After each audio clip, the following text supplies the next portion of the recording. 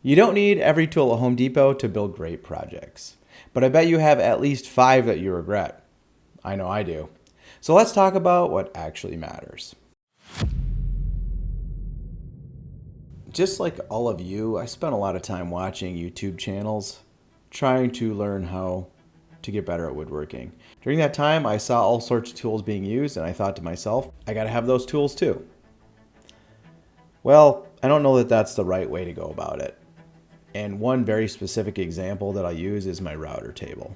I bought my router table for a specific project, and I also decided to make a video on it. So I used it enough to really learn how to use the tool and kind of understand it and see the pros and cons. And then I made my video, and frankly, I haven't used it since. Most of the time when I want to do a routered edge in something, I just use my hand router. The router table is just kind of big and gets in the way. Not really that useful to me. Now, that doesn't mean that I won't use it someday, but right now, I feel like I wasted my money on it. I mean, I had all these ideas of cool things I wanted to do. In my mind, the best use of a router table is for rail and stiles for cabinet doors.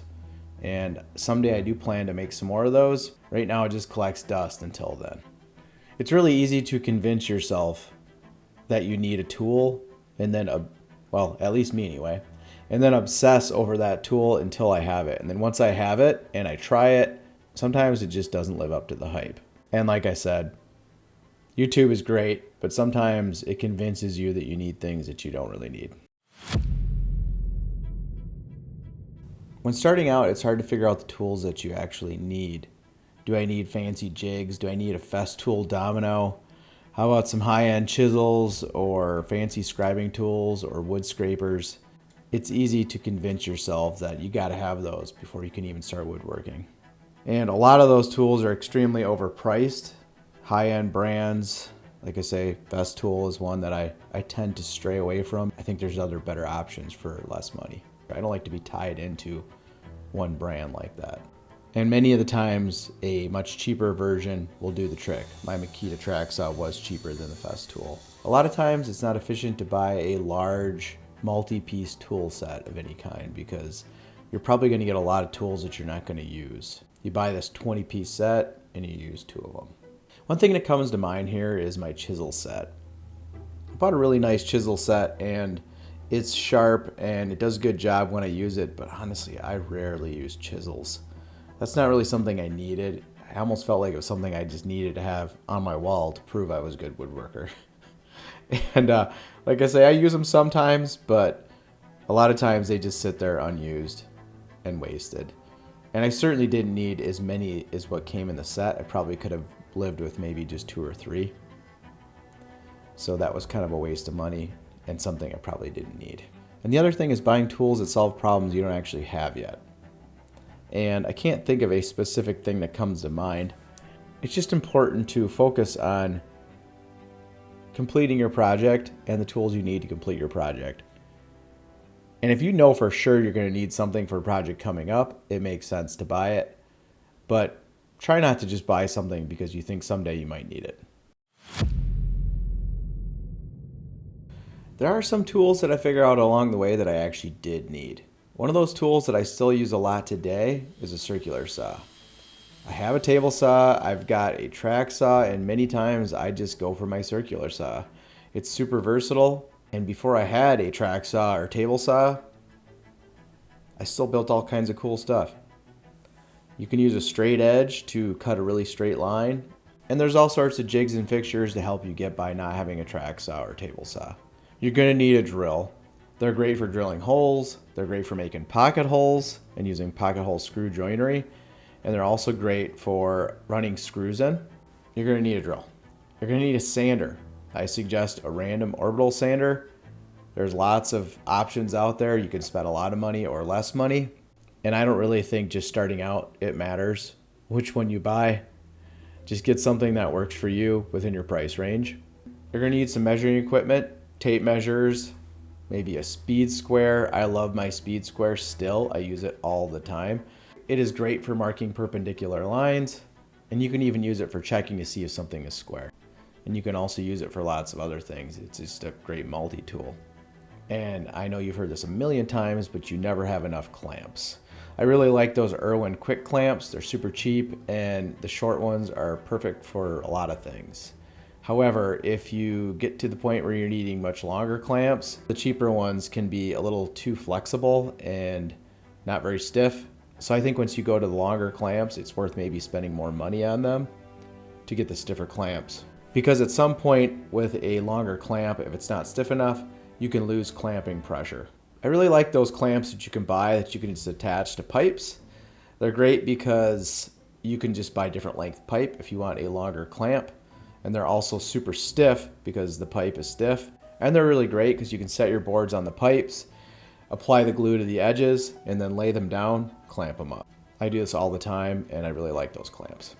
Safety gear. Obviously, you need to protect your eyes, your lungs, your feet, your ears. The most important thing is that the safety equipment you choose is safe and comfortable. And I say comfortable because if it's not comfortable, you're going to find yourself not wearing it. One of my favorite pieces of safety equipment are my earmuffs. They're not that expensive, but they do have Bluetooth speakers inside of them. And I find myself wearing them even when I don't need them, just so I can listen to music. And last but not least, a workbench. It's great to get yourself off that concrete floor and save your knees. Not to mention, building a workbench can be a fun first project. Workbenches can be whatever you want them to be. I put dog holes in mine, and it's super versatile for clamping things down. I have a vise on the side for clamping things and holding things. I can just use some of those quick clamps to clamp things to my workbench to secure them. And you can set the thing to whatever height you want so it's comfortable for you to work. Personalize it however you want. Leave me a comment and let me know if there's any tool that you regret buying or can't live without. And if you're getting anything out of this video, please hit that like button and subscribe if you haven't already. It really helps out my channel and costs you nothing. Thanks. I think it's important to have some sort of internal checklist for yourself when buying a tool. A few questions that you can ask to decide whether or not this is a tool you actually need to buy. One question for me is, can this tool do multiple things? I don't like to get into any tools that are super specialized that I can only use for one thing. Chances are I'll never use it. Will I use this tool for at least 5 projects this year? If you're not going to use it quite a bit, is it really worth buying? Does it solve some sort of real pain? My old sander was leaving swirl marks in my finish and was very slow.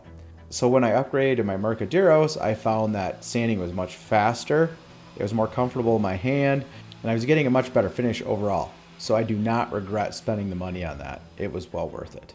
If you're unsure if you want a tool, but you want to try it, maybe your friend has one you can borrow, or maybe you can get a Facebook Marketplace and buy a really cheap one, so you can get an idea of whether or not you even want the tool. It's way more expensive to buy something cheap and realize you really like it, but there's something that you don't like about that tool, and then have to spend way more on the next tool. When you know you want a tool, do your research and buy the right tool first. Learn from my mistakes. Pretty much everything I'm sharing in this video is something I learned over the years that I wanted you to know so you didn't have to make the same mistakes as me. Everything I'm telling you to do, I didn't do, and everything that I told you not to do, I did. You will learn along the way, and you can take my advice if you want, or you could not. I think the key thing here is to try to actually think about the tools that you need. I think the best way to do that is to actually start a project. And as you're working on the project and you find yourself hitting a roadblock, purchase the tool you need to get past that roadblock. Or even better yet, borrow the tool and see if you like that tool and if it's necessary, and then buy a better version later. So to summarize, start with projects, not tools. The right tool is the one that gets the project done. Buy tools for the project you have right in front of you, not the fantasy shop. It's totally fine to outgrow your tools. That's just part of the journey. You can do amazing things with surprisingly little. I'd love to hear your opinion and how you decide whether or not you need to buy a tool. And if you found this video helpful, please hit that like button and subscribe if you haven't already. I'll see you guys in the next one.